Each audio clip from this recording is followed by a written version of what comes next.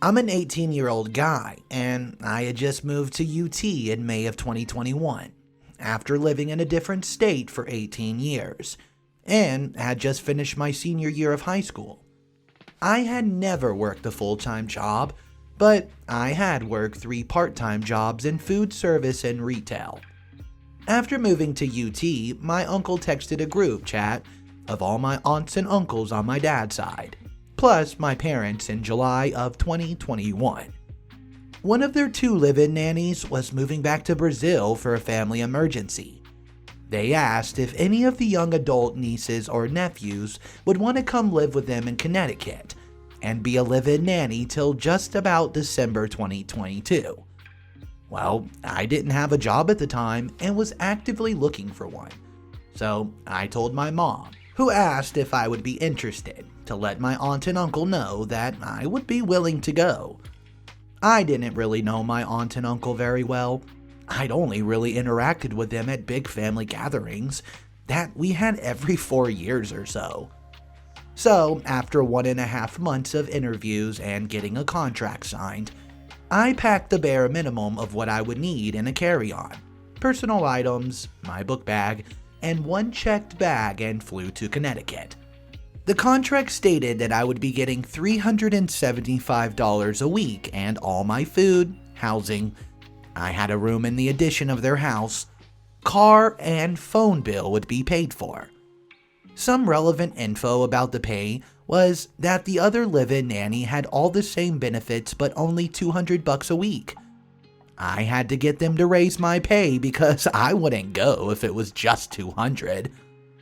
The contract also stated that the household chores, such as the boys' laundry, sweeping, vacuuming, and cleaning various rooms in the house, and a few others, were to be completed by both nannies. There was a clause that said that if one nanny was doing more of the child care than the other nanny, the nanny would take more of the household chores. But not all of them. Guys, that clause is very important. The last relevant info of the contract was that any amends to the contract must be agreed by both parties. This would take a new contract signed by all parties involved. That same section of the contract also states that the contract's still in effect for a month if either party terminates it. Example, we each need to give a month notice of termination.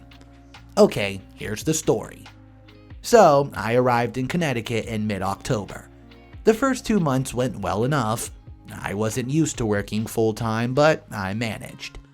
At around 2 weeks before Christmas, I started to interact with my aunt a lot more. Not knowing a lot about her, I was excited to get to know her. After a while, I started to notice she's treating me like a kid. I was taken aback by this because, well, I was taking care of her 4 kids, yet she treated me like one of them. I brushed it off for the most part. Then, about 2 days before I flew home for Christmas, she made a comment to the oldest, quote, "Big boys don't cry. They work, fix the problem, not cry about it." Well, this made me mad because she was a child psychologist. A comment like that is one of the reasons I have trouble expressing my emotions. With that as her job, she was the last person I expected to make a comment like that. I left 2 days after to go home to UT to spend Christmas with my family. Enter the first week January, the week I got back from UT. I came downstairs one morning to see a piece of paper that says OP's to-do list. Now, this to-do list have every single household chore that the contract states the live-in nannies have to do.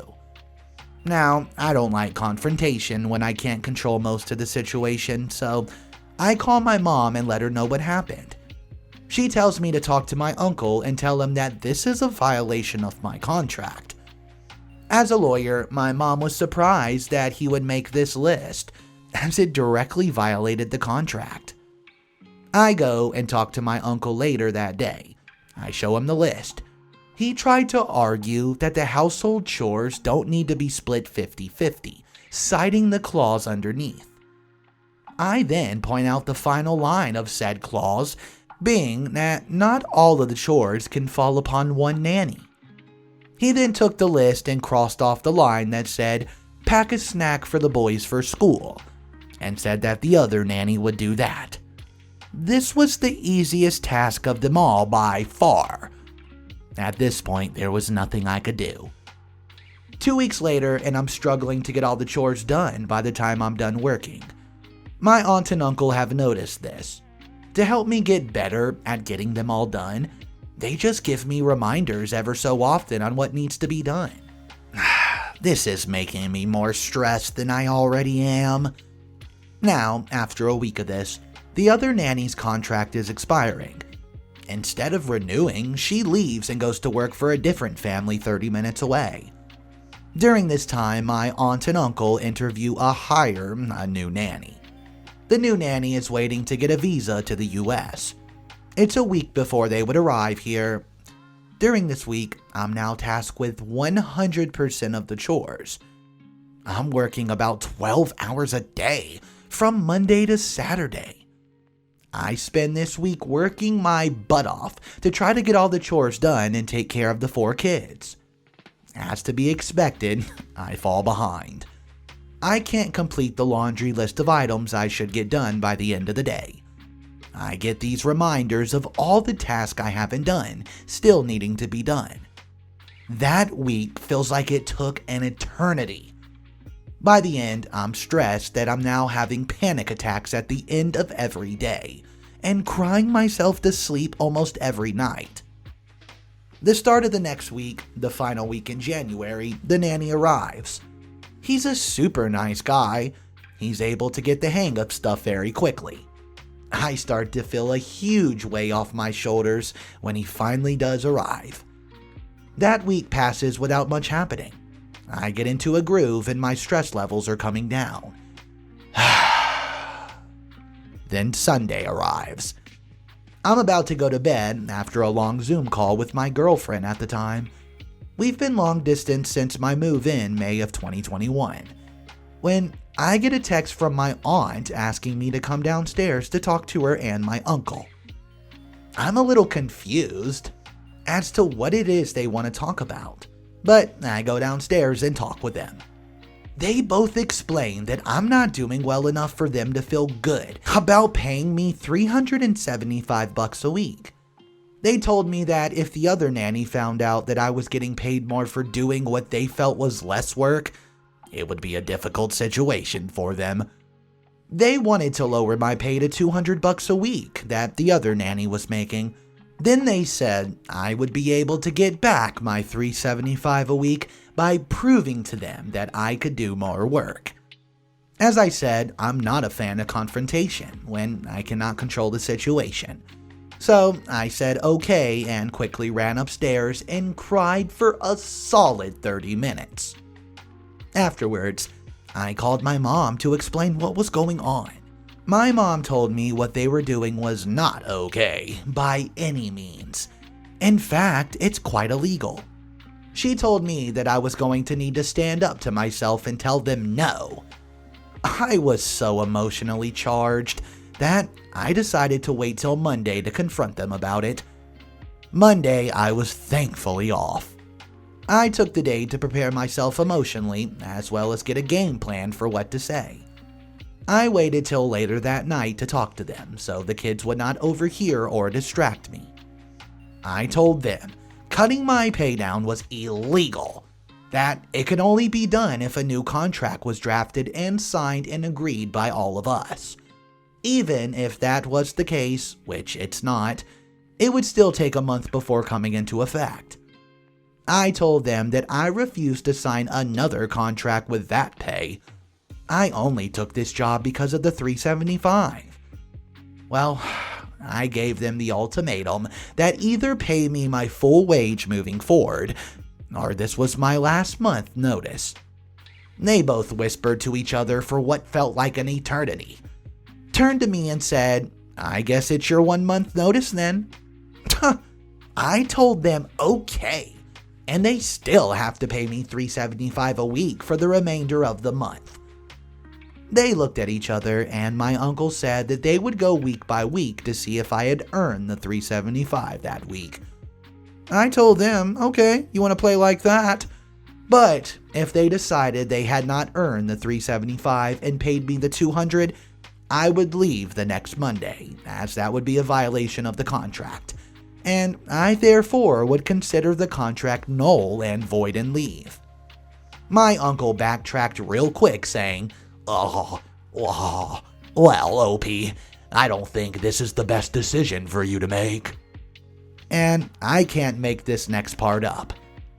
I think it's more about the spirit of the contract, not the letter. My uncle, the lawyer, said that, Jim. I had to hold in my laughter. I started to walk upstairs and responded as I walked away. I wonder how that would hold up in court. Food for thought. As I walked to my room, I felt so powerful, and I had the biggest grin on my face. That night, I booked flights for a month in advance and paid for the option to change the flight date without a fee, so that I could change my flights and leave if my pay was docked. For 2 weeks, I felt so good. I had a wave of relief that felt like all the weight I've been carrying was gone. The second to last week of my stay was about halfway through, when my aunt and uncle used their kids to try to manipulate me into staying. The kids would say things like, why are you leaving? Mommy and Daddy told us that it's because you hate us. You don't hate us, do you? Among others. Then came Friday, the day I get paid. I woke up to see that I only had $200 deposited into my bank. I was supposed to work that day and the next. I wasn't supposed to start till 1 p.m. that day. I texted my aunt who handled my pay and told her I had $175 missing from this past week. She told me that I have not earned my full wage this week. Oh my gosh. I told her, okay, guess I won't work for the rest of this week. She then came and banged on my bedroom door, demanding to come in. I told her she could come in. She opened the door and began to yell at me that I had to work. I was on the schedule. Who was going to take the kids to their swimming lessons today? I said, I don't know, that's not my issue. She got super red and went on saying, yes it is. You're on the schedule for today. It's your responsibility. To which I calmly replied, well, if you pay me the other $175 you owe me, then I'll gladly do it. But since I haven't earned it, then why should I keep working? You violated the contract. If you don't pay me, then I won't work. Simple as that. Also, if you don't want to pay me my legal contractual wage, then I will also move my flight to Monday. She gave me a look I can only describe as the look of death. And then I said, you're right. You've earned it. It's more about the spirit of the contract than the letter anyways. Please, we're family. Why can't you just help us out? All I said was, it's not my problem if you don't pay me. I could very easily sue both of you for the contract violation and win. But you're right, you're family, so I won't. I should help family, right? She just stormed off. I ignored all text and calls from my aunt and uncle about me needing to do this or that or something. I waited till the end of the day to see if I got my other $175. I wasn't surprised when it did not show up. The next morning, I called and got my flights changed to that following Monday. I screenshotted the flight confirmation and sent it to both of them to show I was leaving. I again ignored all the calls and text about, you need this or you need that, asking me to reconsider. I spent the day and the next day packing everything up I had. Sunday evening, I got a text to the group chat with my aunt, my uncle, and the other nanny with that week's schedule. It had me working Monday to Friday. My aunt and uncle had to go into the office on Mondays early in the morning. I wasn't supposed to work till that afternoon. On that Monday morning, after they left for work and the kids were at school or with the other nanny, I left a note on the counter for the other nanny and my aunt and uncle. It was just a goodbye, nothing fancy. I got in an Uber and got on my plane at home at noon.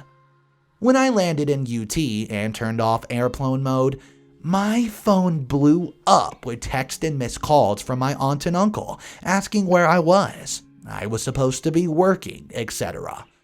Like, what? I sent one text to them saying, "I left a note. I told you I was leaving today. Just because I'm on the schedule doesn't mean I have to work. Good luck finding a new nanny." And then proceeded to block them and the other nanny. When I got back to my house, my mom and dad told me about all these things that my aunt and uncle said I did. I told them what happened and showed them all the text and call logs. My dad then called my uncle and gave him an earful about disrespecting me. And what if he was in my shoes? He would have sued you both, no questions asked, and hung up. It's been 4 months since then, and my aunt and uncle have been all but cut off of my dad's side of the family once they tried to use them to get at me and my parents. I'm now working full-time at a much better job and learned how to stand up to unreasonable bosses. My siblings, 24 male, 22 female, and I, 26 male, were raised by a single dad who's 45. Our dad was great. He was loving and caring and always put us first. Because of this, we never missed our deadbeat mom. My dad even sacrificed his love life. He never dated anyone. My brother, 24 male, disowned our dad around 3 years ago. For a reason I'd also disown him, to be honest. My brother found out dad and his then girlfriend, 27, was doing it. Thus my brother got mad at my dad and cut him off, moved out of the house and went to live with some friends. No matter how hard my dad's tried to apologize and reach out to him, my brother ignores him. My dad has suffered a lot because of this and has gotten mad at us many times since my sister and I know where my brother lives. We've visit him a couple times, and he demands we let him know. But we can't, because my brother threatens that if we ever tell him, he'll go no contact with us. The thing is, this woman got pregnant with twins, but she didn't feel like being a mom, so she left them to my dad. My dad tells everyone that he's raising his grandkids. He swears they are my brother's, but I'm not sure they are since my brother says he used protection. The kids turned 2 male a couple days ago, and he hosted a small party. So my uncle started asking about my brother. Asked the kid's father since no one in the family knew what happened. So my dad started talking crap about my brother, saying that he was an ungrateful son and a terrible father for leaving 2 kids behind. I think my dad's angry at my brother for not forgiving him, as everyone in the family sees my dad as an example for the sacrifices he did. Well, the other family starts talking crap about my brother too. I love you, Dad, with my whole heart, and I'd do anything for that man. I know all my siblings would, but he tried to portray my brother as a bad guy, and I love my brother, so I told him, quote, "He wouldn't have disowned you if you hadn't ducked his girlfriend and got her pregnant." Well, everyone looked at him and he tried to excuse his actions, but everyone told him to duck off. They've called my brother to apologize, but my dad is so angry with me. He says this is a family matter and I should have just kept my mouth shut. My wife says I did the right thing, but my sister is on my dad's side. So, am I the a-hole? I'm 40 male, a widower, and father of 2 boys. 17 male and 14 male. My wife died 7 years ago. My sister's 39 and has a 16-year-old gay son. She is a single mother. Father was never there. My 16-year-old nephew spends basically a few hours every day at my house and only goes home to sleep because my sister is not the nicest person. CPS never did anything. There was no immediate threat. He's just waiting to turn 18 to move out, and I already told him a room in my house will be available for him. My sister and most of my family is now pissed because at his 16th birthday party this happened. We were having cake at my sister's apartment, and she said to her son, "Stop sitting like that. Sit like a man." He had his legs crossed. Well, he uncrossed his legs and said nothing. Later, my sister made a toast with so many embarrassing stories it made my stomach turn. How he cried when his friend, boyfriend at the time, got COVID and nearly died. How he is, quote, a bit on the faulty side because he never had a father. How he, quote, threw a tantrum when she told him which girl he should date, a friend's daughter or something. And at the end of the toast, the kid was downright swallowing tears. I had enough, and I told my sister she's being awful to him and should at least pretend to respect her own son. She told me to mind my own business and not tell her what kind of atrocities she needs to allow in her home. My nephew just started crying then. I took my spare key out of my wallet. The whole family was watching because sister was yelling, and I gave it to my nephew. I told him I'll clean up the empty room and make it his bedroom, and he can come there whenever he needs for however long he needs. Well, sister got furious and started yelling. I got up to leave with my kids, and my nephew just followed us. As we were leaving, sister yelled that she'll come get her son back, but I told her I'll file a motion to grant me a temporary custody due to child endangerment. Well, long story short, my family is very mad, as is my sister.